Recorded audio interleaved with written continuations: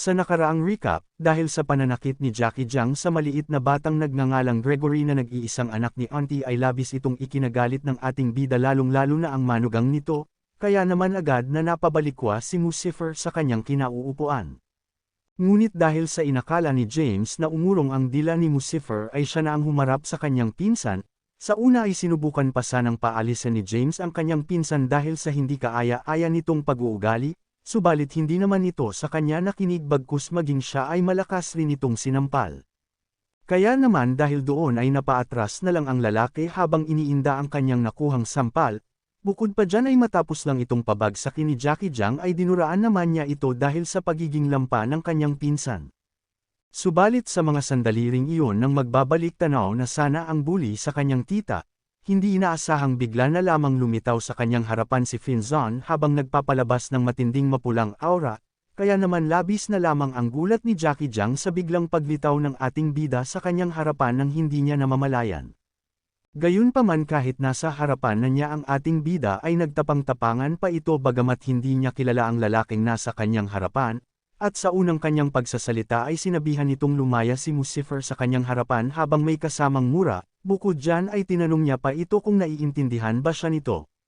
Subalit matalim naman itong tinitigan ni Lucifer na para bang nais na niya itong paslangin, kasabay rin ito ay tinanong niya ang lalaking bully kung sino ba sa tingin nito ang kanyang kinakausap. Nang marinig ni Jackie Jiang ang sinabi ni Lucifer ay tila hindi man lang itong natakot, bukod dyan ay nagawa pa nitong pabalagbag na sumagot sa ating bida na ito ang kanyang kinakausap sabay sabing isa lang itong hamak na nilalang. Kasunod lang nito pagkatapos ng lalaki sumagot kay Lucifer ng pabalang ay dumura naman ito sa sahig senyales ng kanyang hindi pagrespeto sabay balik ng tingin, dagdag niya pa sa kanyang sinabi kaninang katanungan na kung may diferensya ba ang pandinig nito o kung ano paman. Kaya naman matapos lang siyang magsalita ay agad na rin itong itinaas ang kanyang binti upang tadyakan ang ating bida, at habang ginagawa niya ito ay sinabihan pa niya ang ating bida na maglaho na ito sa kanyang paningin. Subalit sa hindi rin inaasahang sandaling iyon nang tatamaan na sana si Lucifer ng sipa ni Jackie Jiang ay agad itong mabilis na umiwas, kaya naman nauwi ang pagtatangka ng bully sa pananakit ng kanyang katawan dahilan upang ito ay mamilipit sa sakit ng binti dahil rin sa sarili niyang kagagawan. At maya-maya lang din habang paunti-unting humuhupa ang usok dahil sa ipinakita kaninang hindi birong bilis ng ating bida, hinimok ni Lucifer si Jackie Jiang na kumuha ito ng ilang gamot upang pagalingin nito ang kanyang sakit, dagdag pa niya na pagkatapos nitong gawin iyon ay lumuhod ito doon sa sulok ng pinto sapagkat sa pamamagitan nun ay baka bigyan niya pa ito ng pagkakataon. Gayunpaman hindi naman ito pinakinggan ng bully bagkus nagawa pa nitong ilabas ang kanyang kutsilyo at pagtangka ang undayan ng saksak ang ating bida. Bukod dyan habang mabilis itong sumusugod ay tinatanong pa nito ang ating bida kung makikipaglaro ba ito sa kanya sabay sabing tanggapin nito ang kanyang patalim. Samantala namang sa kabilang banda, nang makita ng babaeng siyang tita ng ating bida na inilabas ni Jackie Jiang ang isang patalim ay labis-labis na lamang ang kanyang naging pag-aalala, kaya't sinabihan niya si Lucifer na iwasan nito ang patalim. At maging ang dalawa na sina James Jiang at ang kapatid ng ating bida ay hindi rin napigilan ang kanilang pagkagulat, gayunpaman bagaman ang dalawang pamangkin ni Lucifer ay labis ang pag-aalala sa kanya, subalit ang isa naman itong pamangkin na si James Jiang ay tila hindi man lang nag-alala gayong para sa kanya, nararapat lang itong mangyari dahil sa labis ang kumpiyansa ng ating bida sa kanyang sarili. Kaya naman niya yun sa isip-isip niya ay mukhang ito na ang kabayaran nito sa pagiging mataas ang kumpiyansa, bukod dyan sa isip-isip rin niya na dahil hindi siya ganun katigas ang ulo gaya ni Lucifer kaya hanggang ngayon siya ay buhay pa, dagdag pa niya ng pag-iisip na dapat talaga ay alam ng lahat ang kanilang limitasyon. Samantala namang sa lokasyon kung nasaan ang ating bida, sa ginawang pagtatangkang manaksak ni Jackie Jiang ay madali lang naman itong inilihis ni Lucifer sa ibang direksyon. Kasunod nito ay si Lucifer naman ang umatake gamit ang kanyang palad, at sa kanyang ginawa ay malakas lang na tumilapon si Jackie Jiang nang walang kahirap-hirap patungo sa di kalayuang bahagi. Nagpatuloy ang paglipad ng lalaki hanggang sa ito ay lumabas na sa silid ng puwersahan na nagdulot ng pagkasira ng pinto, at saka lang ito tumigil sa pagtalsik nang ito ay sumadsad sa sahig. Ilang sandali pa matapos si Jackie Jiang huminto ay dali-dali siyang bumangon, at habang ito ay nanginginig pa ay sinubukan pa niyang sanang magdahilan sa ating bida, Sa una ay tinanong niya muna si Lucifer kung anong karapatan nitong saktan siya, sabay sabing ginagawan lang naman niya ng pabor ang kanyang manugang kung saan hinihingi niya rito na ibigay sa kanya ang bahay. Subalit dahil sa sinagot ni Jackie Jiang na walang kabuluhan, muli lang ng ating bida iwinasiwas ang kanyang kamay upang hindi na maglakas loob pang maging isang masyadong tigang na tigang ang bully na makuha ang hindi naman para dito. Maya-maya pa nang tuluyang tumama ang sampal ng ating bida sa hibang na si Jackie Jiang, muli na naman itong walang kahirap-hirap na parang isang magaang bagay na tumilapon palabas sa bahay. Nagpatuloy ang pagtilapon ng hibang na si Jackie Jiang kung saan nagmistulan pa itong isang bola na umuugtol-ugtol palayo sa ating bida, at saka lang ito huminto nang siya ay humagupit sa dingding ng bahay. Subalit kahit nakitang-kita ni Jackie Jiang ang lakas ng kanyang kaharap ay hindi pa rin ito natauhan kung gaano kalakas ang kanyang kinakausap, bagkus nagawa pa nitong pagbantaan ng ating bida na mag-intay lang ito dito dahil magtatawag siya ng ilang mga backup.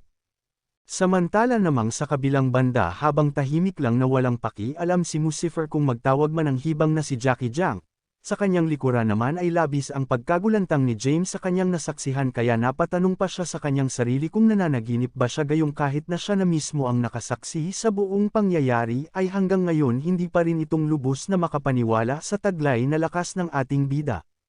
Matapos ni Lucifer asikasuhin ang isang masyadong mayabang na lalaki ay dahan-dahan na rin siyang lumapit sa kanyang manugang, at habang papalapit si Lucifer ay agad na siyang sinabihan nitong kunin ang kapatid nito na babae at agad na magmadaling umalis. Dagdag pa niya na si Jackie Jiang ay hindi isang mabait na lalaki sapagkat nakatitiyak siyang muli itong magbabalik kasama ang kanyang maraming kasamahan, kaya naman ngayon pa lang ay hinimok niyang umalis na ang ating bida bago pa tuluyang mahuli ang lahat. Gayunpaman kahit na ganon ay kalmado namang umupo si Lucifer at nagbalat pa ng isang mansanas, at para hindi na alalahanin pa ng kanyang tiyahin ang patungkol doon ay tiniyak niya ritong kaya niyang asikasuhin ang mga taong gaya ng mga iyong sagad sa buto ang kasamaan.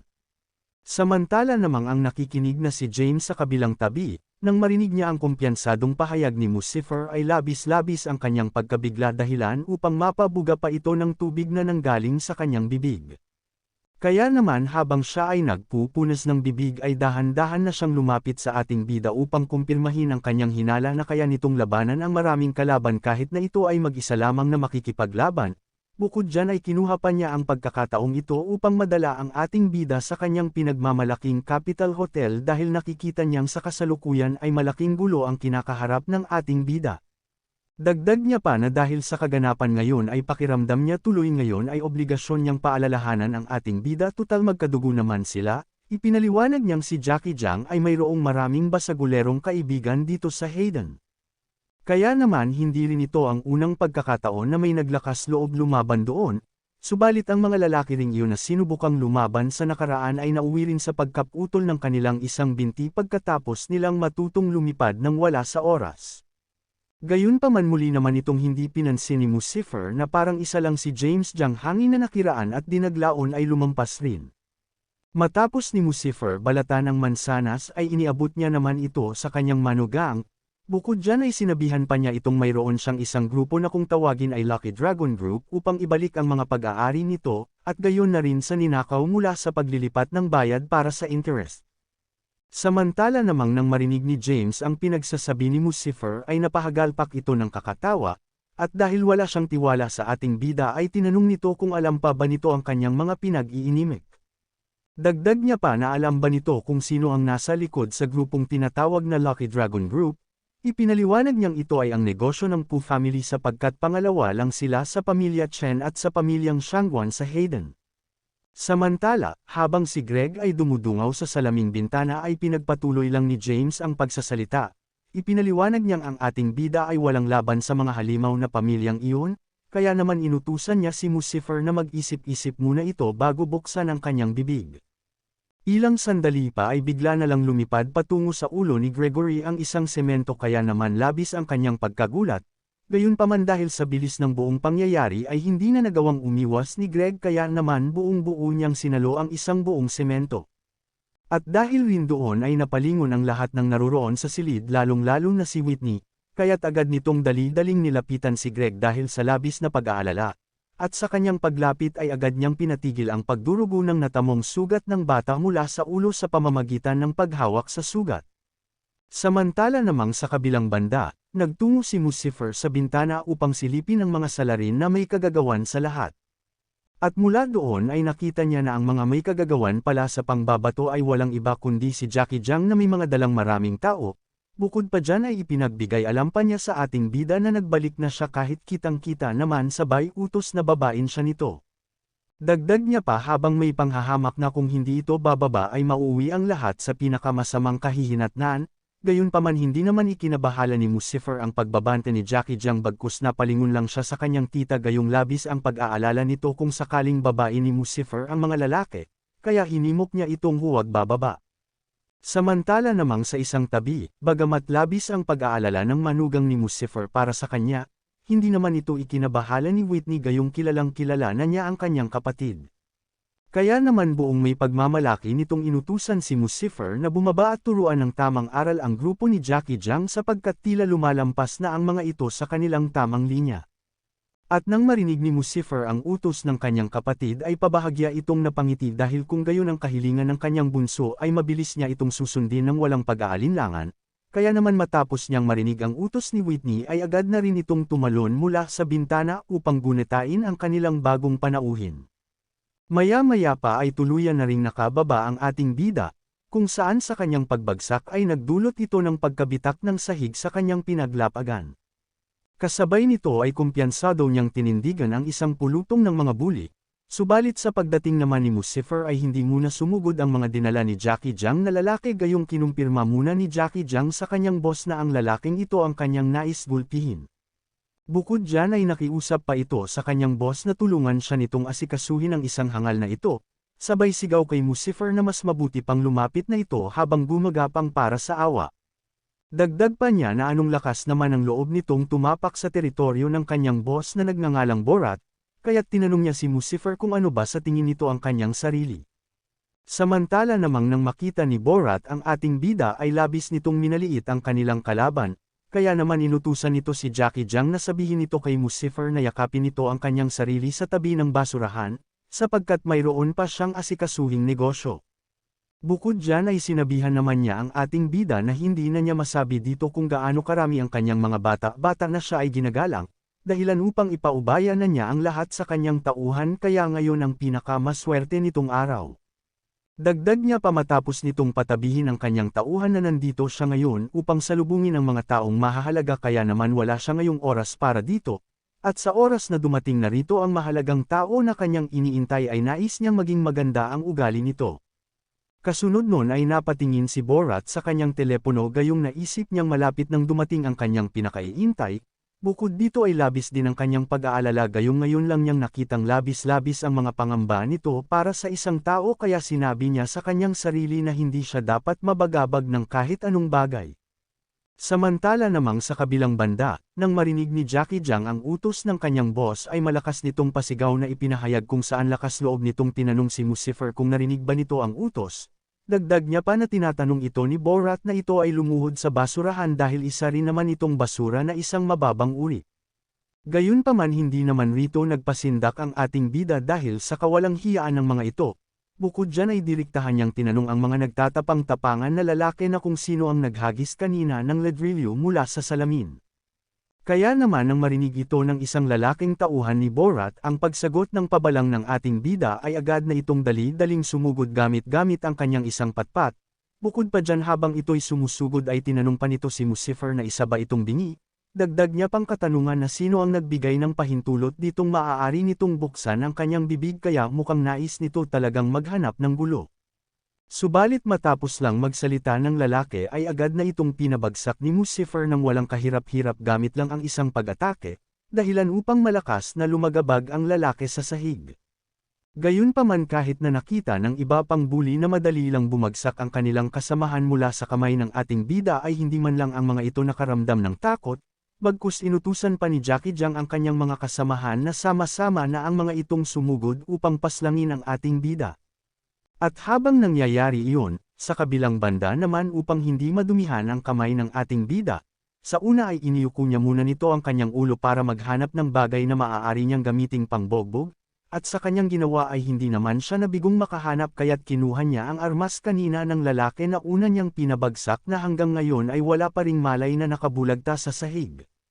At gamit ang paa ng ating bida ay tinapik niya lang ang patpat na nasa sahig upang umugtol patungo sa kanya, kaya naman hindi na niya kinailangan pang umupo upang pulutin ito.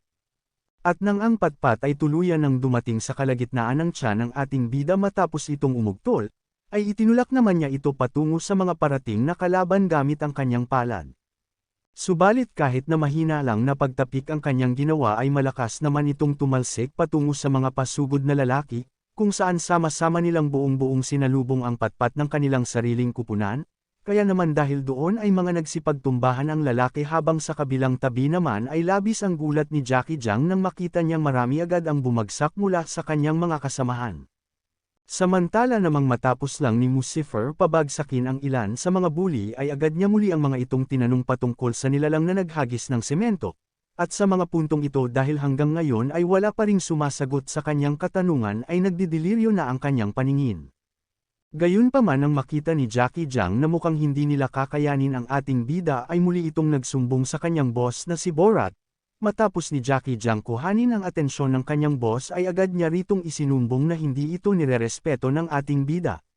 Sa sumbong ni Jackie Jiang ay agad rin namang nilingon ni Borat ang ating bida sabay sabing gusto niya ito. Ilang sandali pa matapos magsalita si Borat ay sabay-sabay na ring sumugod ang kanyang mga tauhan. Bukod pa dyan, bawat isa pa sa kanila ay may hawak na kanya-kanyang sandata. Sa kabilang banda nang makita ito ni Auntie ay labis itong nag-alala. Sa kadahilan ng napakaraming kalaban ang ngayon ay nagsabay-sabay ng sumugod kaya naman napapatanong na lamang siya kung magiging maayos pa ba si Lucifer. Samantala namang habang inililingon ni Auntie ang kanyang ulo palayo para di makita ang susunod ay kinukonsinti naman ni James ang ating bida. Sinabi niyang kung nakinig lang ito sa kanya sa una pa lamang na walang nangangahas na nanggugulo kay Borat sa Tydon maliban na lamang kung naghahanap sila upang i-cash out ang kanilang insurance policy. Matapos ang kaganapan kina James Jiang ay agad na ring bumalik ang eksena sa ating bida, at mula dito ay walang kahirap-hirap lamang niyang iniwasan ang isang itak sa pamamagitan ng pag-ilag patungo sa kabilang tabi. Kasunod nito ay sinuntok niya naman ang lalaki malapit sa sikmura dahilan upang ito ay halos mabali ang mga buto sa pag-utan ng dibdib at tiyan, at matapos lang nun ay sinipa naman niya ang isang lalaki habang sa likuran naman niya ay mabilis na sumusugod pa ang isang tauhan ni Borat. Gayunpaman nang tuluyang makalapit ang lalaki ay agad niya ring iwinasiwas ang kanyang matalim na sandata.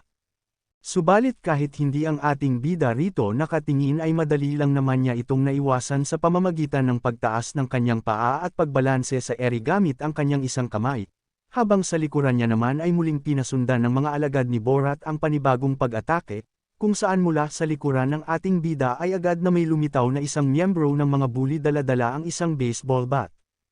Makalipas pa ang ilang sandali ay iwinasiwas na rin ng dumating na lalaki ang kanyang baseball bat kasabay ang kaninang may dalang itak, ngunit kahit dalawa na sila ay muli lang naman itong madaling naiwasan ni Lucifer sa pamamagitan ng pagtulak ng kanyang kamay pataas kasabay rin ito ang kanyang mabilis na pag-ikot. Kaya naman muli niyang nakuha ang balanse ng kanyang katawan at dahan-dahang makalapag sa sahig gamit ang kanyang mga paa. Subalit bago pa lamang siya ay palapag, malakas na niyang tinadyakan ang hangin mula sa pagitan ng dalawa dahilan upang mapatilapon ang dalawa sa lakas ng hangin. Ilang sandali pa nang tuluyang makalapag si Lucifer ay agad na rin pinasundan ng isa pang lalaki ang pagsugod kung saan kahit malayo pa ito ay nakahanda na agad ang kanyang sandata, kaya naman kaagad na ring ihinanda ng ating bida ang kanyang kamao upang salubungin ang bagong dating na kalaban. Maya-maya lang, walang pag-aalinlang ang binawian ng atake ni Lucifer ang bully habang bakas sa kanyang muka ang panggagalaiti, kaya naman sa mga pagkakataon na ito ay kamao na ang ginagamit ng ating bida. Bukod dyan ay dahil sa lakas ng suntok ni Lucifer ay malakas na tumama ang baba ng lalaki sa sahig kung saan nagawa pa nitong butasin ang sahig. Kasabay nito ay matapos lang niyang asikasuhin ang isa ay itinuon naman niya ang buo niyang atensyon sa bago na namang bully na may hawak ring patalim kung saan ito ay handang-handa ng magbigay ng atake. Ilang sandali pa ay itinaga na rin ng bully ang kanyang sandata sa ating bida, ngunit muli ay walang kahirap-hirap itong iniwasan ni Lucifer sabay hawak sa kamay ng lalaki. Matapos noon ay agad niya namang itong pinasundan ng pagpilipit ng malakas sa kamay ng bully, kasabay ang malakas niya ritong paglampaso sa sahig dahilan upang ito ay magdulot ng matinding pagsabog sa buong lugar na kanilang kinatatayuan. Abangan sa susunod, kung saan ni isa sa mga bully na kasabwat sa pangbabato ng isang semento ay hindi niya patatawarin, lalong-lalo na ang hibang na si Jackie Jiang kung saan aabot pa ito sa pagputol ng ating bida sa mga kamay nito ng walang pagdadalawang isip. Kaya naman kung nais mong malaman pa ang susunod na kaganapan sa kwento ay i-like mo lang ang ating video, e-comment mo kung nagustuhan mo ba ito, at huwag mo na rin kalimutang i-open ang iyong notification bell pagkatapos mong mag-subscribe. At kung nakasubscribe ka na, maraming salamat sa inyong lahat aking mga taga-panood hanggang sa susunod muli.